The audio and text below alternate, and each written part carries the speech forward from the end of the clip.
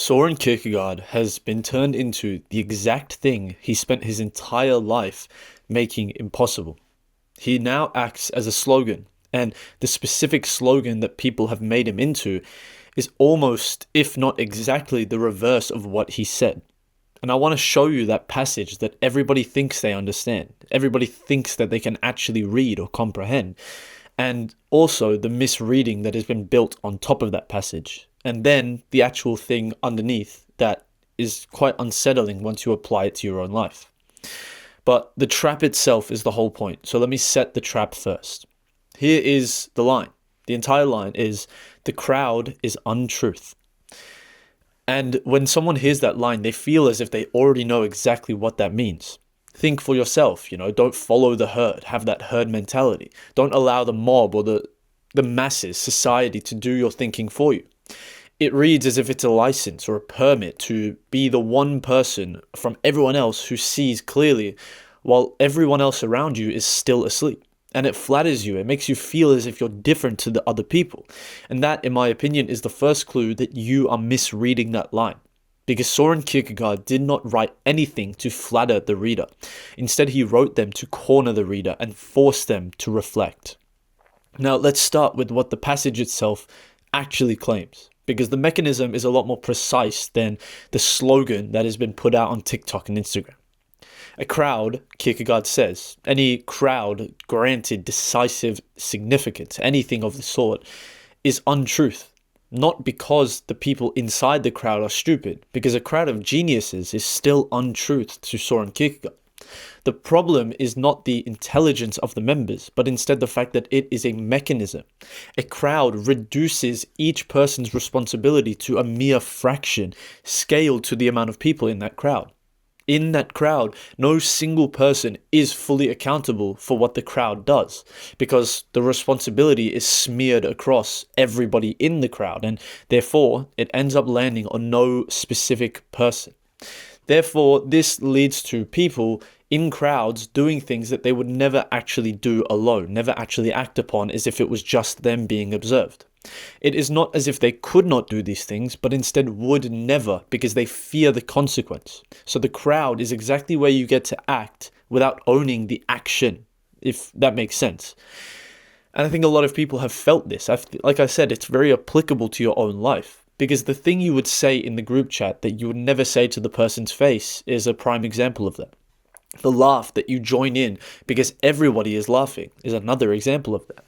The cruelty that feels fine because every single person is participating, therefore nobody is another example of that. That is the whole mechanism. That is the whole coping theory behind this. The crowd itself is an accountability laundering machine. It takes exactly what would be unbearable for an individual to act upon and then divides the responsibility and the repercussions until they are small enough for any single person to carry or feel upon their shoulders. So far, it still does sound like it's on your side though. And in my opinion, this is exactly where it turns. This is where Kierkegaard really stabs that dagger. Because the modern reading of that passage stops exactly there and instead turns it into a non-conformity. Be the individual. Be the free thinker, the Freemason. Don't be the sheep like everybody else is. Soren Kierkegaard never meant that. And if you read any of his content, read any of his books, you'd completely understand that he'd never mean something of that sort. He was a deeply, deeply religious thinker. And when he said the individual, he did not mean the cool loner Sigma Alpha wolf who thinks for himself and doesn't talk to anyone at school because he thinks he's too cool for them. He means the single soul, standing utterly alone and completely accountable before nobody besides God. The individual to Kierkegaard was not free of obligation or virtue or moral. Instead, the individual was the one who could no longer hide inside the crowd and avoid the weight of being fully responsible.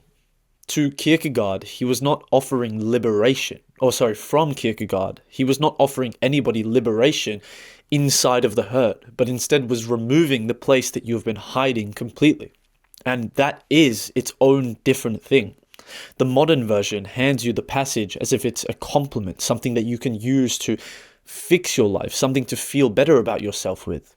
The real version hands you a burden, an unavoidable burden that once you hear, you cannot avoid for the rest of your life until you address it directly.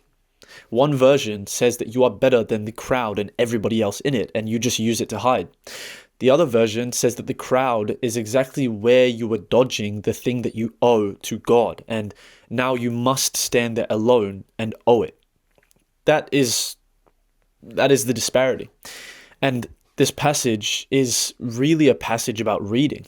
It's about how we take old and difficult texts, and about how we take all the archaic, mistranslated things and quietly sand them down until they agree with the modern societal standard to an extent.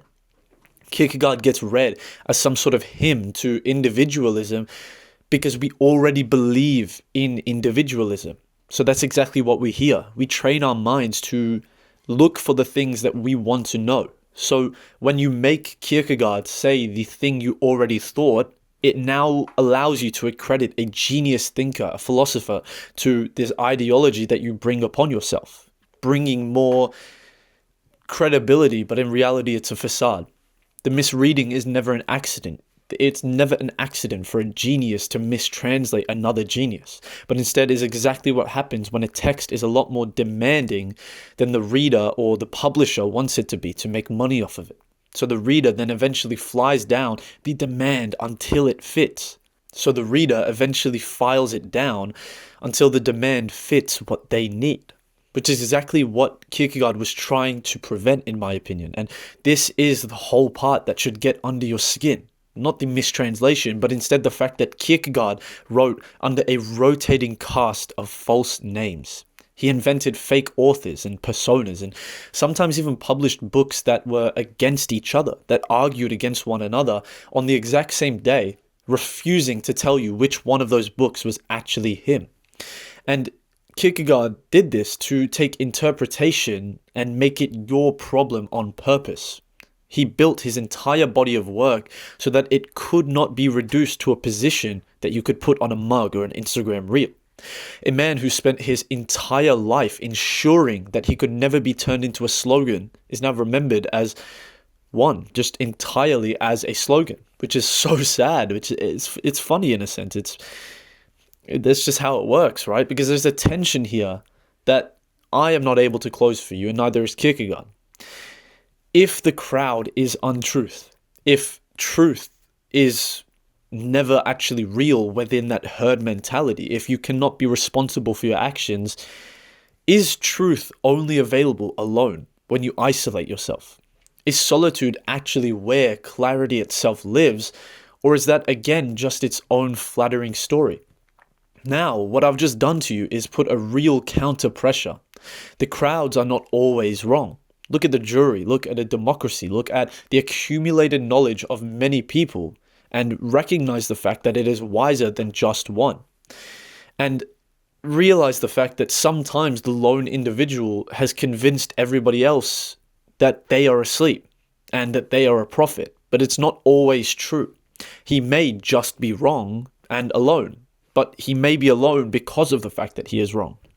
So the whole point of this counter pressure, in my opinion, I guess not my opinion, I'm telling you here, is because Kierkegaard does not fully answer this tension, and neither will I, because the point is not the answer, but instead the question. Instead, the whole point is the question sitting on your shoulder, something that you cannot delegate to a crowd.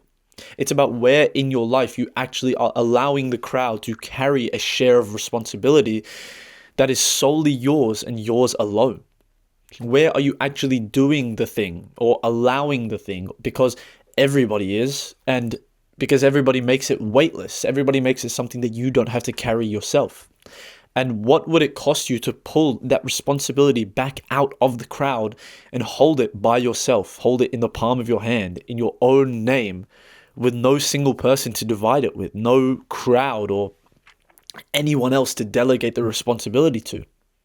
That is what Kierkegaard actually meant by the individual. He did not mean the Sigma lone wolf who was better than the rest of the herd, but instead the one who stopped using it to hide from their own responsibilities. Now, this passage, like I said, there's a lot of mistranslation. So I've built my own project. I've built my own website, Aporia. And this passage is up on Aporia this week in full. The link will be in the bio. And what I've done is take the questions that I could not fit in this short 10-minute video and take the fact that Kierkegaard made the reading your problem on purpose and allowed you, given you the facts, given you the privilege to sit with it slowly. I've done a few different analyses. I have my own idea of a motif where I connect different books and content to this passage. And I've got 4 previous weeks on it. So if you'd like to check it out, it's in the bio. It's a bit of a funny link, but I'm sorting that out.